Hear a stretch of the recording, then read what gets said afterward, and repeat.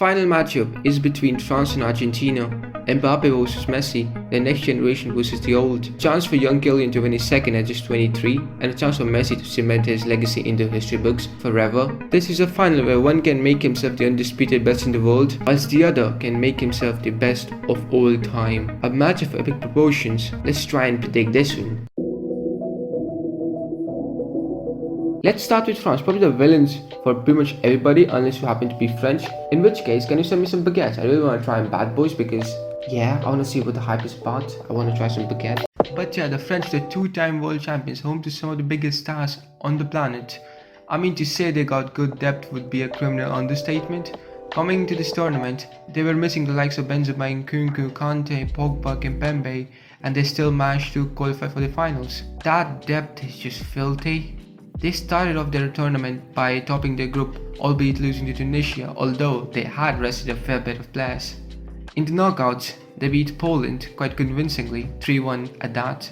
In the quarters, they were up against the fish and chips merchants. France had a lot of goals go their way, and England couldn't take their chances. This French team is full of stars. They had an anti-Mbappe plan only for Tchouaméni to bang one in from far out. As much as people talk about Mbappe, Griezmann has been the heart and soul of this team. He has created the most chances of any player at the World Cup and is a selfless hard worker. He has been everywhere, but yeah, the French ability to nick one through a sheer moment of brilliance was very visible against England. In a game they did not play well at all, but they still won. Didier Deschamps' tactics were working fine the whole tournament, and that's what happened against Morocco as well. The French got an early goal to Theo Hernandez and then let Morocco have most of the possession and probably the better chances as well. As we saw against England, it was quite similar.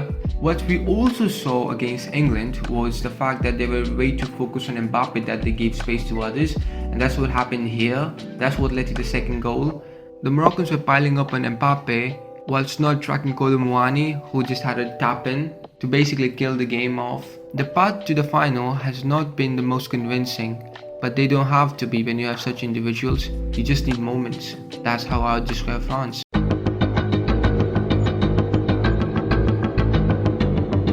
With that, we move on to Argentina. They had quite a rocky start, didn't they?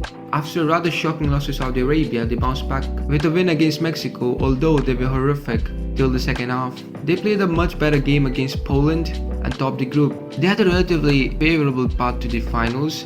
By that I mean like they could have faced Brazil, but Brazil shot on the day and lost to Croatia. They were still tough opponents though.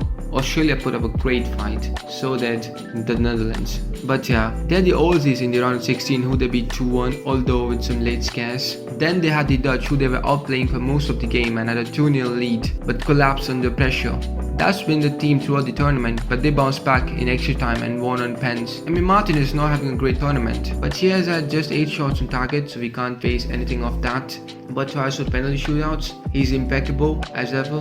So they were now up against the Croatians, who had beaten them 3-0 in 2018, but they outplayed Croatia this time around. They did not collapse this time around, so that's a positive. They won 3-0 on the night. Sweet, sweet revenge. So who are we gonna back? That's the big question.